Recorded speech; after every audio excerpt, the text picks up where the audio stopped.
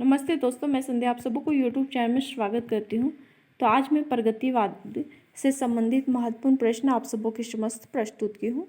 तो आज का प्रश्न नंबर 1 है, हिंदी साहित्य में मार्क्सवादी चेतना की अभिव्यक्ति जिस काव्य धारा में देखने को मिलती है उस काव्य धारा को कहा जाता है। ऑप्शन नंबर ए में है प्रगतिवाद कहा जाता है, बी में है प्रयोगवाद, सी में है जन चेतना और डी में है अकविता। तो सही आंसर का चयन करना है।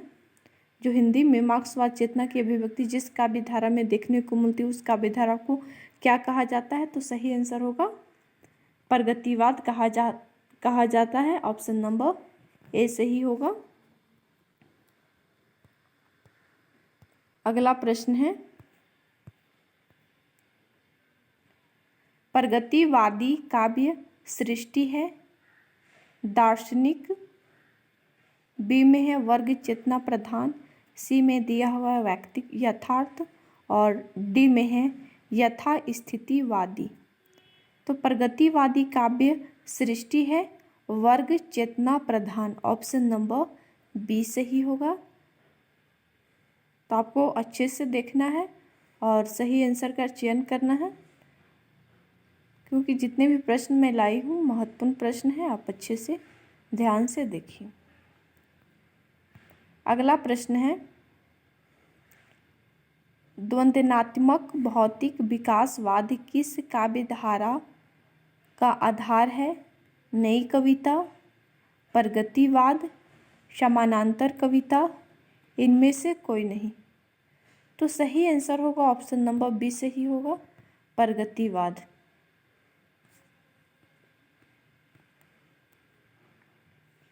खाली स्थान में क्या भराएगा? प्रगतिवाद का आधार है रहस्यवाद, हालावाद, प्रकृतिवाद या द्वंद्वात्मक भौतिकवाद। तो सही आंसर होगा ऑप्शन नंबर डी सही होगा, द्वंद्वात्मक भौतिकवाद। देखिए पीजीटी में पूछा गया है, दिल्ली केंद्रीय विद्यालय में आया था 2015 में। तो आपको अच्छे से ध्यान से देखना है। तो ऑप्शन नंबर डी सही होगा। अगला प्रश्न है, प्रगतिशील लेखक संघ किस स्तर की संस्था है? राष्ट्रीय, अंतर्राष्ट्रीय, राज्य स्तरीय या हिंदी भाषी प्रांतीय? तो प्रगतिशील लेखक संघ किस प्रकार की संस्था है? तो अंतर्राष्ट्रीय स्तर की। ऑप्शन नंबर बी सही होगा। अगला प्रश्न है, प्रगतिशील लेखक संघ के प्रथम अधिवेशन की अध्यक्षता की है प्रेमचंद, नागार्जुन, राही मासूम रजा, सूर्यकांत त्रिपाठी, निराला। तो सही आंसर होगा ऑप्शन नंबर ए सही होगा, प्रेमचंद। अगला प्रश्न है, लखनऊ में आयोजित प्रगतिशील लेखक संघ के प्रथम अधिवेशन की अध्यक्षता की थी यशपाल ने, दिनकर,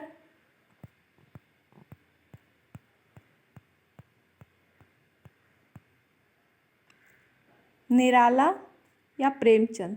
तो सही आंसर होगा ऑप्शन नंबर डी सही होगा, प्रेमचंद ने।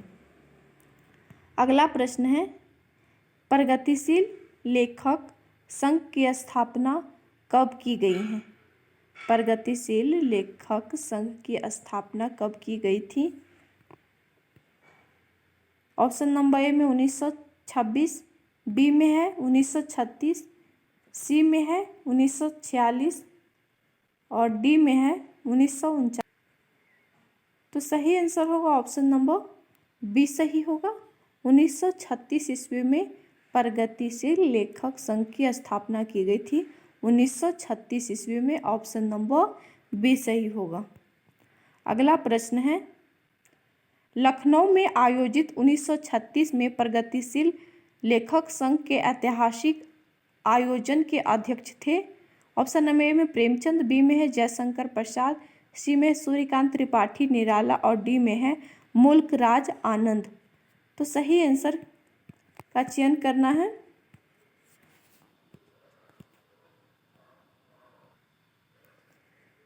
सही आंसर होगा ऑप्शन नंबर ए सही होगा, प्रेमचंद। ऑप्शन नंबर ए सही होगा। अगला प्रश्न है, प्रगतिशील लेखक संघ की स्थापना लंदन में किसके प्रयत्न से हुई थी? प्रेमचंद, निर्मल वर्मा, मुल्क राज आनंद व सजाद जहीर, और डी में है नागार्जुन व केदारनाथ अग्रवाल। तो सही आंसर बतलाना है। तो सही आंसर होगा ऑप्शन नंबर सी सही होगा, मुल्क राज आनंद व Sajjad Zaheer. Option number C सही होगा। अगला प्रश्न है, प्रगतिवाद के जन्म में किसका योगदान है? प्रगतिवाद के जन्म में किसका योगदान है? ऑप्शन नंबर ए में है छायावादी रोमानियत एवं पलायनवादी प्रवृत्ति का, बी में है प्रगतिशील लेखक संघ की स्थापना का, और डी में है मार्क्सवादी प्रभाव का, और डी में है उपयुक्त सभी। तो सही आंसर होगा ऑप्शन नंबर डी, उपयुक्त सभी सही होगा। अगला प्रश्न है, प्रगतिवाद के अंतर्गत कौन सा विचार अमान्य है? यथार्थवाद, रूपवाद, पदार्थवाद या समाजवाद?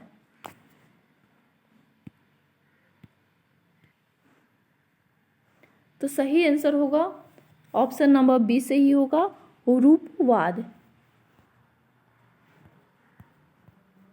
अगला प्रश्न है, निम्नलिखित प्रवृत्तियों में से एक प्रगतिवादी की प्रवृत्ति नहीं। इनमें से कौन सी जो एक है वे प्रगतिवादी की प्रवृत्ति नहीं है? ऑप्शन नंबर ए में है इस धर्म, ईश्वर तथा व्यक्तिवाद में आस्था, बी में है सामाजिकता का आग्रह, और सी में दिया हुआ है शोषित वर्ग के प्रति सहानुभूति एवं शोषण वर्ग के प्रति घृणा, और डी में है जन सामान्य के प्रति लोक मंगल की कामना। तो सही आंसर होगा इनमें से नहीं का चयन करना था। तो सही आंसर होगा ऑप्शन नंबर ए, धर्म, ईश्वर तथा व्यक्तिवाद में आस्था ये नहीं है। अगला प्रश्न है, वैद्यनाथ मिश्र किसका वास्तविक नाम है? नागार्जुन का, मुक्तिबोध, रघुवीर सहाय या धूमेल का? तो सही आंसर होगा ऑप्शन नंबर ए सही होगा, नागार्जुन को वैद्यनाथ मिश्र नाम है। ऑप्शन नंबर ए सही होगा। और इनका जन्म 30 जून 1911 ईस्वी मधुबनी बिहार में हुआ था, और मृत्यु 5 नवंबर 1998 को ख्वाजा सराय दरभंगा बिहार में निधन हो गया था।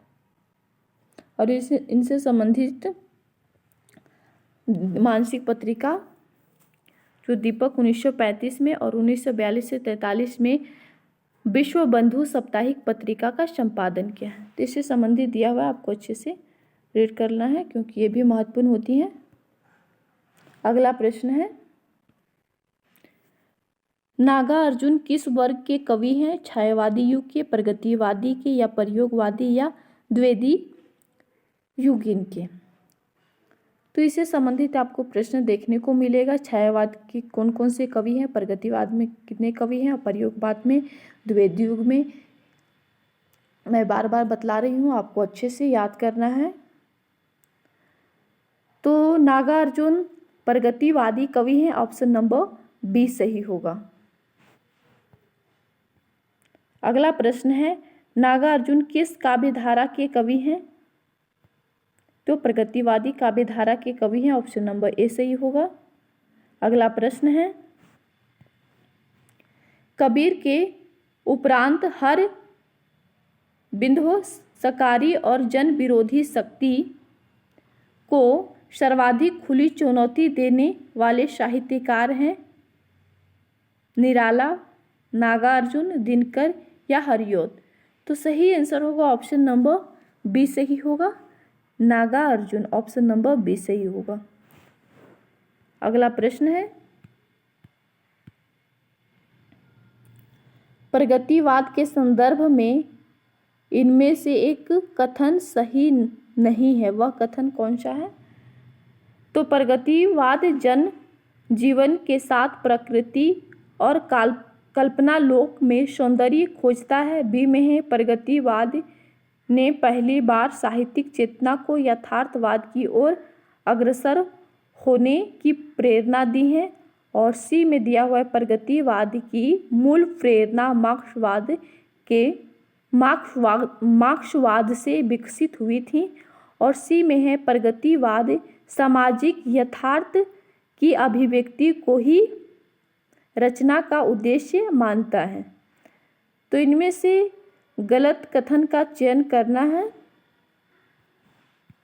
3 सही दिया हुआ है और एक गलत। सही आंसर होगा ऑप्शन नंबर ए, जो प्रगतिवाद जन जीवन के साथ प्रकृति और कल्पना लोक में सौंदर्य खोजता है, ये गलत है। और ये जितने भी 3 कथन दिया हुआ है वे प्रगतिवाद के संदर्भ में दिया हुआ है। ऑप्शन नंबर ए सही होगा। अगला प्रश्न है, प्रगतिवादी समीक्षक हैं रामचंद्र शुक्ल, रामविलास शर्मा, गुलाब राय, श्याम सुंदर दास। तो प्रगतिवादी समीक्षक हैं Ramvilas Sharma, option number B सही होगा। प्रगतिवादी समीक्षक रामविलास शर्मा है, ऑप्शन नंबर बी सही होगा। अगला प्रश्न है, प्रगतिवादी कवि हैं, इनमें से कौन है जो प्रगतिवादी कवि हैं? देखिए, पीजीटी 2019 में पूछा गया था, तो इस तरह से प्रश्न आ सकती हैं, आपको अच्छे से याद करना है प्रगतिवादी कवि कौन कौन से हैं। तो इनमें से प्रगतिवादी कवि हैं, ऑप्शन नंबर सी से ही होगा, केदारनाथ अग्रवाल प्रगतिवादी कवि हैं।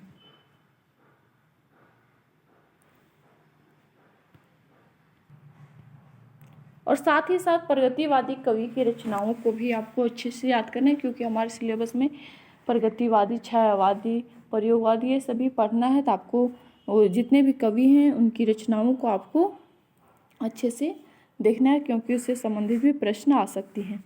तो प्रश्न नंबर 21 में है कि फूल नहीं रंग बोलते हैं कि रचनाकार कौन है?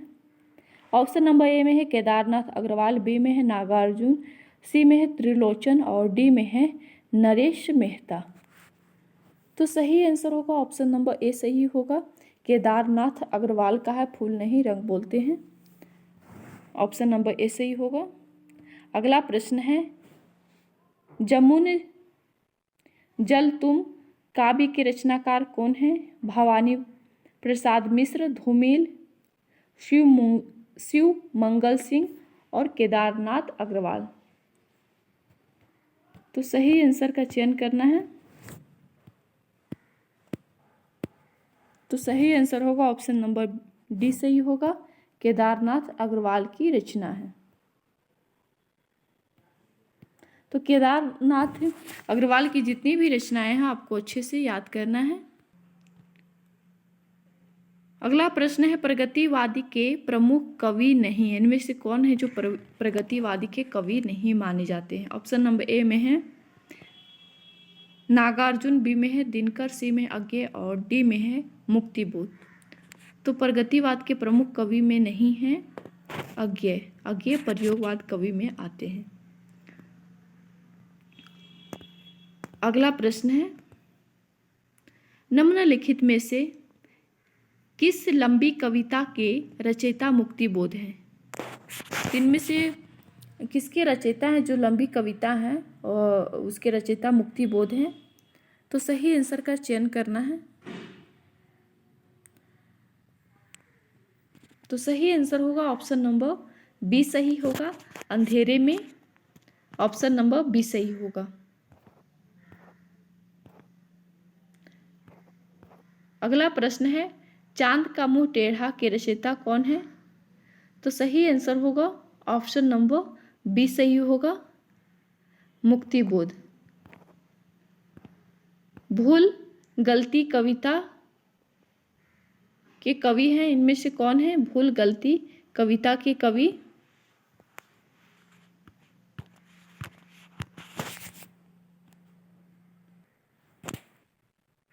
तो मुक्तिबोध है। ऑप्शन नंबर डी सही होगा। भूल गलती कविता के कवि हैं मुक्तिबोध। तो मुक्तिबोध को भी आपको अच्छे से याद कर, मुक्तिबोध की जितनी भी रचनाएं हैं। अगला प्रश्न है, अंधेरे में कविता किसने लिखी है? तो सही आंसर होगा ऑप्शन नंबर ए, मुक्तिबोध ने लिखी है। अगला प्रश्न है, कामायनी एक पुनर्विचार नामक आलोचना ग्रंथ के लेखक हैं?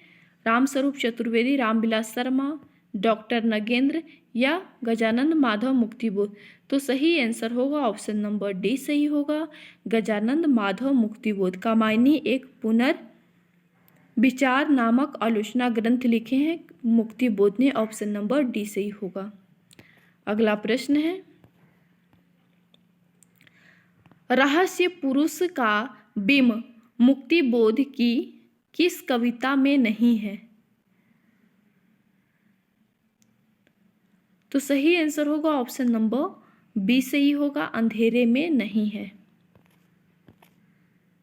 अगला प्रश्न है, गजानंद माधव मुक्तिबोध की रचना चांद का मुंह टेढ़ा में कौन सी कविता संकलित नहीं? इनमें से कौन सी जो कविता है वे संकलित नहीं है? तो सही आंसर होगा ऑप्शन नंबर ए, जन्मदिन की धूप। ये मुक्तिबोध की कविता भी नहीं है, ये केदारनाथ अग्रवाल की कविता है। ये जो 3 रचनाएं ये सभी मुक्तिबोध की हैं और ये चांद का मुंह टेढ़ा कविता में संकलित है। अगला प्रश्न है,